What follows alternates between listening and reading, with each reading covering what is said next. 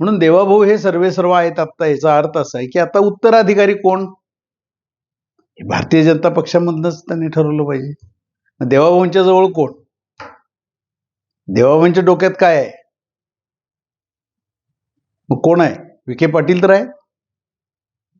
कारण मराठा आरक्षण, मराठा विषय तो संपुष्टात आणण्यासाठी ते पुढे होते. त्याच्या आधी चंद्रकांत दादा होते. पण आता विखे पाटील अमित शहाशी जास्त संपर्कात असतात, त्यांच्याशी जवळीक साधतात. अगदी हॉटलाईनवर सुद्धा त्यांच्या चर्चा चालतात. हे काय कुठं लपून राहिलेलं नाहीये. पण देवाभाऊ सुचवलं तरच मी मुख्यमंत्रीपद घेऊ शकेन असं त्यांनी बोलतात. म्हणजे देवाभाऊंच्या गुडमुख मध्ये राहूनच कोण असेल तर ते पुढे जाईल ना. आणि देवाभाऊंना जे अधिकार आहे सर्व तेच आम्ही म्हणतोय. त्याचा अर्थच असा आहे की अमित शहा एकतर्फी निर्णय हे करू शकतील का, तर नाही.